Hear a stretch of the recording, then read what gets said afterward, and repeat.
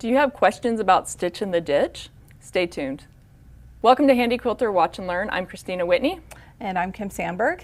And today we are going to talk about all things Stitch in the Ditch. Yes. So I think the first thing we need to talk about what is Stitch in the Ditch? Yeah, so if you don't know what Stitch in the Ditch is, it means stitching right next to a seam in quilting. So I've actually got a quilt here that's got some great examples of Stitch in the Ditch. So you'll notice that there's stitching right here in the gray, and it comes up and then it actually pops over and stays in the gray. And we'll talk about that in just a second. And the same thing going this way and going this way. It is just a way to emphasize the piecing, Stitch in the Ditches, right? Yep. Stabilizes things, keeps it where it needs to be. So let's take a look at some different ditches, for lack of a better way of saying it. So I've got two blocks here that if we take a look at the back of them, both of them, the seams are pressed to one side. They are pressed to one side. So when I flip them over, they both have very clearly defined ditches, because you can stitch right up next to that seam. It's kind of nice because it actually gives you like a little bit of a ridge to stitch right against. I think it should be called Stitch in the Ridge. Stitch in the Ridge. Okay. Are we going to Actually, it's not the it? ridge, because you want to stitch on the low side. Stitch against the ridge is what it is. So we're not only talking about Stitch in the Ditch, we're renaming it Stitch against the ridge. That doesn't quite roll off the thumb, does it? Now, sometimes people like to press their seams open. So I've got two examples of quilt blocks here. And sorry, the one isn't pressed out quite as nicely. But these are both pressed with the seam open. And these ones also have where the seams are pinwheeled a little bit there.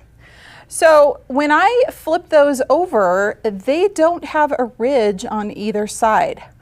So it doesn't mean you can't still do the same idea of Stitch in the Ditch, but when you look at the two blocks where the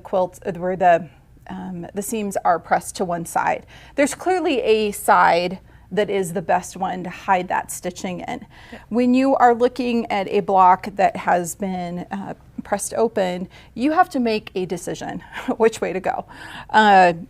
And you don't want to ever stitch right down the center of that seam. You could potentially stitch through or like break the threads in the seam itself. Yeah. So you always want to be sure to stitch one side or the other if you've pressed your seams open. Yeah, if you think about it, when you've got two pieces of fabric and they're pressed open, the only thing that's in between there are those threads. So if you're going to go and stitch through there, you're potentially hitting those threads and breaking them. So there's nothing to hold it together. Exactly. Whereas with the ones where you pushed or iron to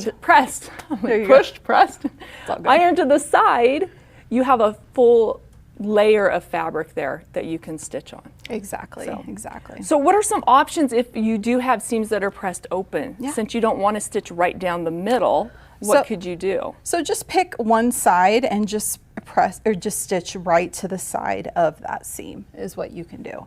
Okay. Or you could even choose to do maybe a little bit of an echo where you're stitching 1/8 of an inch or 1/4 inch away. And you can still get that same effect where it's helping to highlight your piecing, but you're not running that risk of damaging that seam between the two pieces. Now, pressing your seams open, I like to do that on quilts where there's a lot of bulk, especially in certain seams. And usually I will do this if I'm going to be doing an edge to edge just all over where everything's going to be stabilized. Maybe not so much for custom quilting. But you know what? I just want everyone to understand, I am not saying there's a right or wrong way to do this. You can do Stitch in the Ditch with either one of these. There's just pros and cons to both ways of doing it. Correct. So. Okay, so if you are wanting your stitches to be actually in the ditch, you'll want to press to a side. Exactly. If you want to do like a little tiny echo, you can press your seams open. Exactly. Exactly. Okay, so those are the ditches. Yep.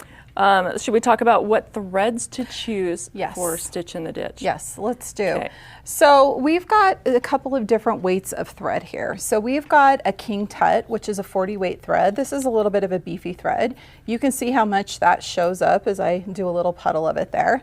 And we did contrasting colors. I I know for me, usually when I'm doing stitch in the ditch, I am very much want to use a blending thread. So I will choose a thread that will blend with whatever my background is. Here is a micro quilter. You can see how much finer this is. So this is a 40 weight thread. And oh, sorry, a 100 weight thread. The micro quilter is the 100 weight, the black. And then the turquoise over here is a 40 weight thread. So you can see how the micro quilter is just going to melt into the fabric and disappear. Whereas your King Tut, you're still going to be seeing those stitches. Yes. So just kind of depending on that look of what you want, depends on what type of thread to use. And once again, there's not a right or a wrong thread to use. Just think about how much thread do you want to have showing up on your quilt. Yeah. So for me, stitch in the ditch, I'm not perfect. Yeah, oh no. None of us are. Either. And so sometimes I go up onto the ridge and sometimes I'm down in the ditch. So I like to pick, like if the two colors of fabric are different, I like to pick the lighter color to blend my thread to. That way if I do go up onto the ridge and it shows, I can make that thread a little darker with, you know, a little fabric marker action. Exactly. Something like that. But it's easier to hide that way. That's my opinion. Yes. Everybody else has their own opinions, but that's a little tip from me. A little tip. And if you want to make sure that you're doing that, remember to always press to the dark side, because that way that ditch will be on the lighter colored fabric, and then it'll be a lot easier to make sure you can match that thread to get that look. But I totally agree with you. Christina does have fabric markers in every color of the rainbow, and I borrow all of them often. So I haven't used them for a while. I know. I actually have a quilt that just came off the frame that I need to borrow a hunter green marker from you, so I'll grab that from you later. Okay. Yeah, let's take a look at some options of how to do stitch in the ditch. So there's a lot of different ways to do stitch in the ditch. Let's start with using Pro Stitcher. So you can use Mark, you can use channel locks. Now if you don't have a Pro Stitcher, you can just use a plain old channel lock. But channel locks only work if you got a seam going straight in this direction or straight in this direction. And they only work if you have perfectly straight seams all the time. Now, sometimes you can manipulate that fabric a little bit and move it a little bit to keep things straight and square, but sometimes a channel lock, you're just gonna fight it more. So if you're not using Mark, the preference is probably gonna be rulers, right? Yeah, I generally go for rulers personally. Yeah. So let's talk about a few of these different rulers here. So we've got the HQ Skinny, we've got the ditch ruler. Any straight ruler will work for stitch in the ditch on a straight line. Yes. Now, what if you've got curved piecing or applique or something like that? What ruler do you use? So find something with a curve. And the curve doesn't have to match exactly. I mean, you've demonstrated this a lot of times in where you can actually kind of move that ruler a little bit using it as a guide. Another great ruler is the Baby Grand, and especially with that notch in it, if you're quilting around, for example, I've got all this applique to quilt around. Using this ruler to help me guide around this applique is going to be a great option for me. And you're going to show us that, aren't you? I am going to show you this. Yes. It's the stitch in the ditch is the way that it just really makes the piecing or the applique or the embroidery, whatever it is, it makes it pop. Remember, your eye is always drawn towards the part that isn't quilted. So if you do a lot of close quilting right around the part that you really want people to pay attention to, for example, a beautiful flower and some applique, that's what's really going to pop. So using these kind of tools works really well. I think, is that the tips we had? I think that's it. I want to see some stitching. Okay, well, let's scoot the machine over here. And you know what? And we've got the ruler base already on. We've got the Surefoot on. Yep. And we're going to go ahead and do some gears stitching. are disengaged. Yep. I think I am going to grab the stool from you. This frame we have set up right now, you'll have to pardon our dust. We're kind of in the middle of doing some updates on our studio, and this machine hasn't been adjusted yet, so it's a little low for me to stand. It's very low. Use. So I am also going to adjust my handlebar so that I am down a little bit closer to where I am actually stitching. And that's a wonderful feature on the Amara family. Yep, it sure is. So I've got that set up there. Okay. And I'm going to set up my machine so that the needle stops in the down position. I'm at 12 stitches per inch. I'm in cruise. I'm at a little bit of a high cruise. I might bump that down a little bit. I'm just going to start doing some stitching here and see what happens. So your cruise is 225 right now? Yeah, 225.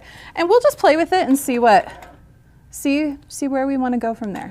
Okay, so I am just going to stitch right in this ditch next to the applique. And I love how you're just using that foot there to kind of give you a little bit more control. Yep. And I said foot and I meant ruler. And you know what? the goal is, I remember in a book I read when I first started quilting by Harriet Hargrave, she said the goal with Stitch in the Ditch is you want to rub the edge of the needle right against that ridge or that side of the piecing. But you know what? If you're a little bit away, it's okay. So I'll just kind of work my way around this.